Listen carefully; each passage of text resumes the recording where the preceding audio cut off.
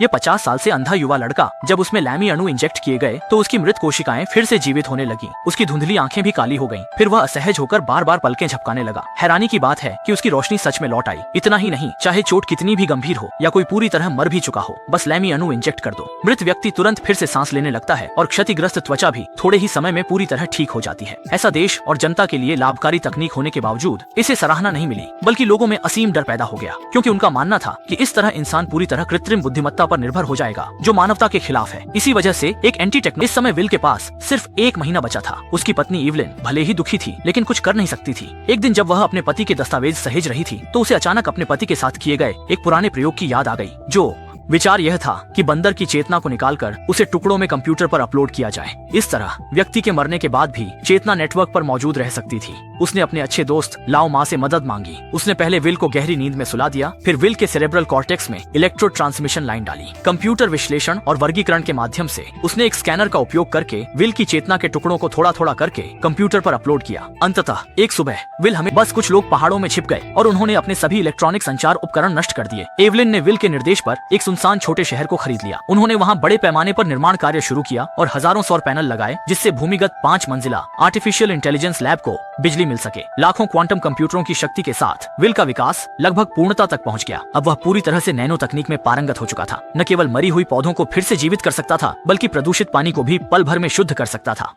वह आदमी मरने वाला था। मोम की मिट्टी के अणुओं के इंजेक्शन लगाने के बाद क्षतिग्रस्त मस्तिष्क ने विकृत चेहरे की मरम्मत शुरू कर दी। कुछ ही देर में वह सामान्य हो गया, यहाँ तक कि टूटा हुआ पैर भी पलक झपकते ही ठीक हो गया। 5 मिनट बाद जब एवलिन ने उस आदमी को फिर से देखा तो वह जमीन पर काम कर पा रहा था और एक हाथ से 1000 पाउंड का उपकरण उठा रहा था। इसे एवलिन को बहुत आश्चर्य हुआ। उसे और भी ज्यादा आश्चर्य इस बात का हुआ कि विल्किन उस आदमी की चेतना में प्रवेश कर गया और उसके शरीर पर कब्जा कर लिया। इस दृश्य ने एवलिन को अस्वीकार्य बना दिया। उस आदमी की अविश्वसनीय ताकत का वीडियो जल्द ही किसी गुप्त इरादे वाले व्यक्ति द्वारा ऑनलाइन पोस्ट कर दिया गया। कई बीमार लोग जीवित रहने के आखिरी मौके का फायदा उठाने के लिए यहाँ आए, जिससे जांच ब्यूरो के लोग घबरा गए। मोम चावल तकनीक की जादुई कलाकृति को देखकर जांच ब्यूरो के लोग न केवल हैरान थे बल्कि भयभीत भी थे, क्योंकि जोसेफ को एहसास हुआ कि इस समय विल अब इंसान नहीं रहा। उसने बहुत पहले ही मानवीय भावनाएं खो दी थी। उसने लोगों के इलाज के नाम पर गुप्त रूप से एक मोम चावल सेना की स्थापना की थी। जाने से पहले जोसेफ ने एवलिन को चुपके से एक नोट दिया जिसमें उसे जल्दी से यहाँ से भाग जाने के लिए कहा गया था, क्योंकि चाहे वह विल ही क्यों ना हो, वैक्समैन सेना पूरी तरह से मानव नियंत्रण से बाहर थी। इतना शक्तिशाली अस्तित्व निश्चित रूप से मानवता के लिए एक बड़ा खतरा था। इसलिए जांच ब्यूरो के लोगों ने मुख्यालय में एक विशेष बल इकाई के लिए आवेदन किया और लाओ मा को ढूंढा, जिसने पहले विल के साथ प्रोग्राम लिखे थे, और उसे विल को नष्ट करने के लिए एक वायरस लिखने के लिए कहा। लेकिन वायरस लिखने के लिए उन्हें सोर्स कोड की आवश्यकता थी। केवल एक वैक्समैन को पकड़कर ही वे उसके शरीर से सोर्स कोड निकाल सकते थे। इसलिए उन्होंने इलेक्ट्रॉनिक उपकरणों से अलग किए गए भारी हथियार ढूंढे और प्रयोगशाला की दिशा में 100 मीटर जमीन के नीचे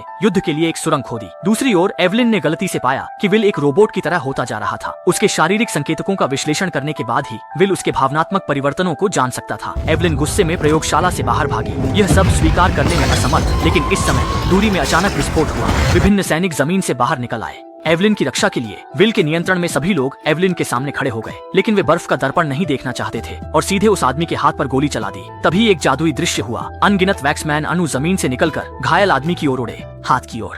असंख्य वैक्स मॉलिक्यूल्स जमीन के नीचे से निकलकर आंखों के सामने दिखने वाले रूप में उस आदमी के गा दिया और फिर बारिश के जरिए उन्हें दुनिया के हर कोने में पहुंचा दिया। बस इंटरनेट से जुड़ना ही काफी था।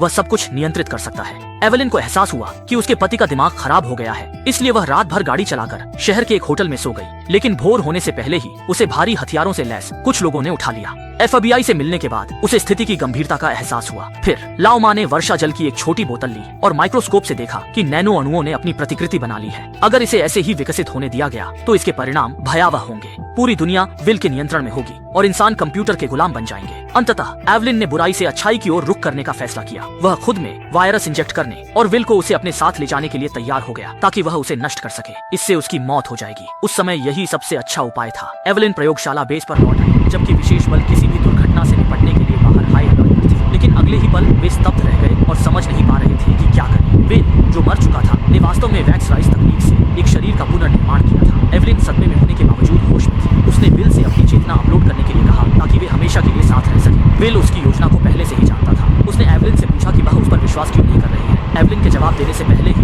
FBI ने देखा कि एवलिन ने कोई प्रगति नहीं की है और तुरंत गोलीबारी शुरू कर दी। बेस तुरंत तोपखाने की गोलाबारी से भर गया।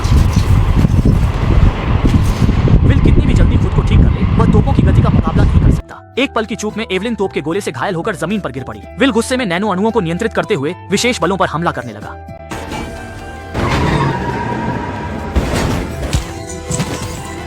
साधारण लोग भी विल के नियंत्रण में आकर विशेष बलों पर पलटवार करने लगे, जब तक कि वे हथियार डालकर आत्मसमर्पण नहीं कर देते। इसके बाद विल एवलिन को गोद में उठाकर वापस प्रयोगशाला ले गया, ये जानते हुए भी कि वहाँ वायरस है। विल ने बिना किसी हिचकिचाहट के एवलिन को कंप्यूटर में अपलोड कर दिया। जैसे ही वायरस ने हमला किया, विल का प्रोग्राम नष्ट होने लगा। लेकिन इसी दौरान एवलिन ने एक अलग दृश्य देखा। नैनो अणुओं के प्रभाव से प्रदूषित आकाश शुद्ध हो गया, कटे हुए जंगल फिर से उगने लगे और गंदी नदियों का पानी इतना साफ हो गया कि उसे सीधे पिया जा सकता था। अब उसे समझ आया कि विल न केवल मानवता के लिए खतरा नहीं था, बल्कि वह तो मानवता को बचा रहा था, क्योंकि उसने एक बार कहा था।